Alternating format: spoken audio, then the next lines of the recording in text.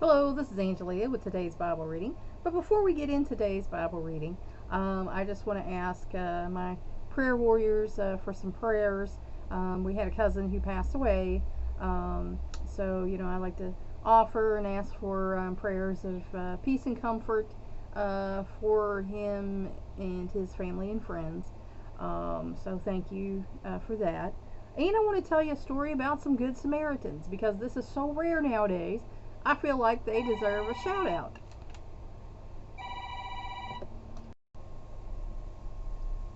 Sorry about that. I had my phone on, not on Do Not Disturb. Normally I have it on Do Not Disturb because I don't like people interrupting me. I can call them back. But today, like I said, there was a death in the family, so I had it on not on Do Not Disturb. Yeah, don't have a stroke. Uh, and now the telemarketers are deciding it's the day to call me. So, yeah, I've gone ahead and put it back on Do Not Disturb. If you call me, I'll have to call you back. But anyway, I want to tell the story of these Good Samaritans. My son's girlfriend bought an old car. They knew it didn't run, and they were going to have to rent a trailer to put it on the trailer to get it home. So he got with my other two sons to use the one's truck. He has a big truck to get this trailer to his house to get this car on and off. Well, they got to the guy's house and they bought the car and seen it before and did talking about the paperwork and all that. So, excuse me, it's 90 degrees here, so it's not a good day for allergies and sinuses and things of that nature. But excuse me. They had a heck of a time trying to push this car up the ramps to get it on the trailer. It was taking all their work. Guy had a come along, and my son was cranking it, trying to get it up there, and what hurt them even more is this car has no brakes. So they had a problem. Well, these three men drive by and are kind of slowing down and looking at them, and they come around, and they get out. And two of them don't speak English, and one of them did. And they wanted to know what was going on. Well, one of my sons speaks Spanish. He studied at school like all of us did, only he remembered more because his best friend is a Mexican American. They grew up together, came up through school together. He was the best man at his wedding. They hung out between houses. If he wasn't over here, they were over there. And I used to take them to the gym, and if they didn't eat dinner over there, because his mom always cooked a big meal when she was home, but sometimes she had to work, they would come over here, and they knew what time I would fix dinner. And my rule was one dinner. If you weren't here at dinner time, I wouldn't fix you another dinner. I might run you out and get you a combo meal. So they knew if that mom wasn't fixing dinner, they could go to the gym and I would pick them up. And this mom would take him to get a combo meal. But anyway, that's how my son, knows Spanish. And so he was talking to him, and the guy said, "Oh, you're speaking, Mexican Spanish. We're Puerto Rican." And my son's like, "Oh, well, I wasn't judging. I didn't know. I didn't make any assumptions. That's just what I know. My best friends, Mexican American, everything." And they were like, "Oh, that's cool." And so anyway, these guys got behind this car. We're trying to push it up the ramps to get it onto the trailer. Well, once it went off, and they had a little problem getting it back on. Excuse me here. I'm being attacked by, I guess it's a gnat. But then they got her back down and was trying to put her back up again. And because the car had no brakes, my one son was in it, but because the car had no brakes, they kind of got it up ahead of them, and it started rolling back, and it hit their truck and dented the bumper and knocked the emblem off of their truck. And of course my son's like, "Oh no, we'll take care of that, we'll pay for that," and the guys were like, no, that's fine, don't worry about it. So they kept going until they got this car on the trailer. The guys even had a gas can in the back of the truck and put a little gas in it so that my son could rev it, while they were pushing to get it positioned on the trailer right.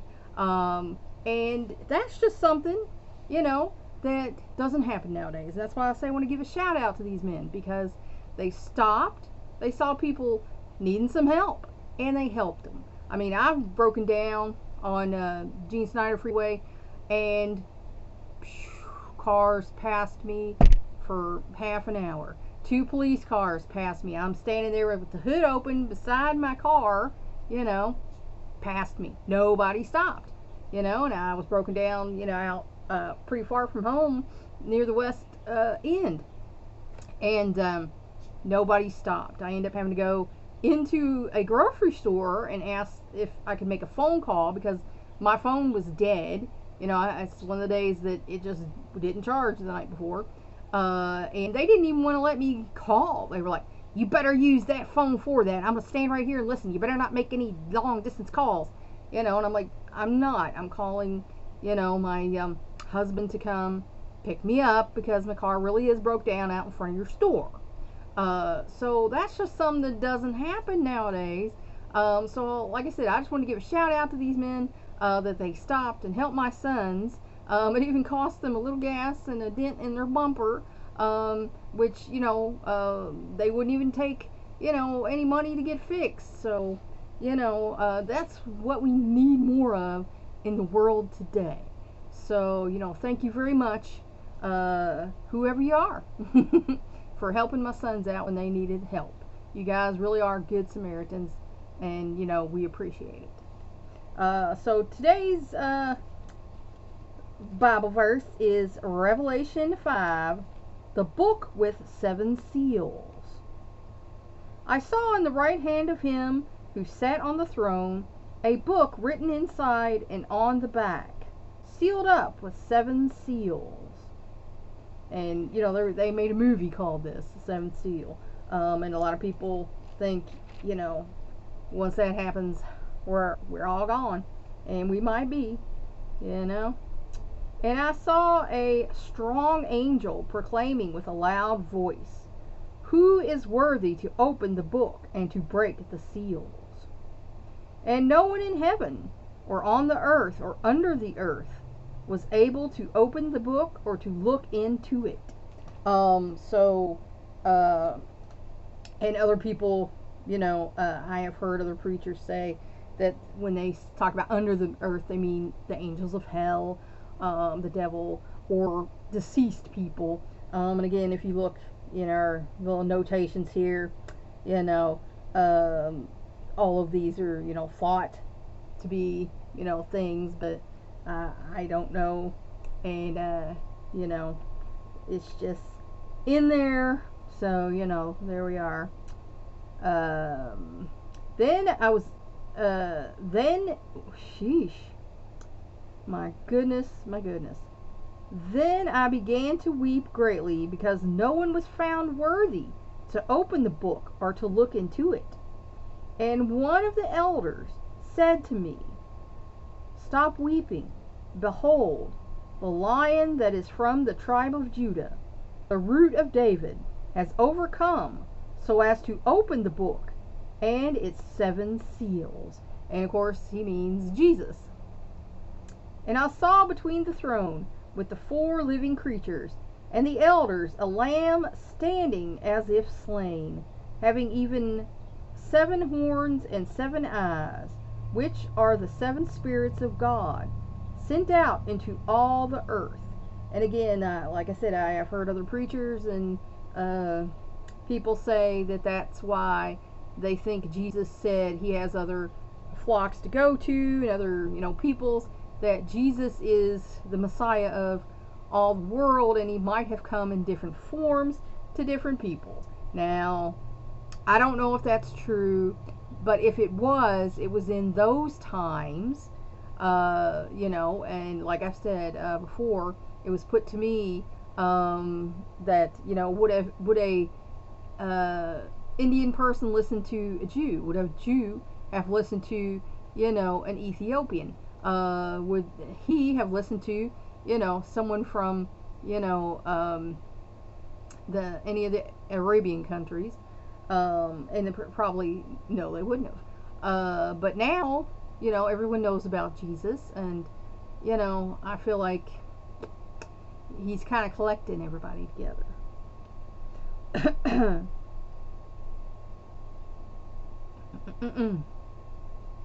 He came and took the book out of the right hand of him who sat on the throne. When he had taken the book, the 4 living creatures and the 24 elders fell down before the Lamb, each one holding a harp and golden bowls full of incense, which are the prayers of the saints. So, you know, when they sing the song, you know, worthy is the Lamb, definitely he is. And they sang a new song, praying, worthy are you to take the book and to break its seals, for you were slain and purchased for God with your blood men from every tribe and tongue and people and nation. So see, like I say, Jesus is for everyone, you know. Excuse me. If he did come in other forms, that was a precursor to his final form of Jesus. And, you know, if he's gathering from every tribe and every tongue and every people and nation, that includes everybody, doesn't it?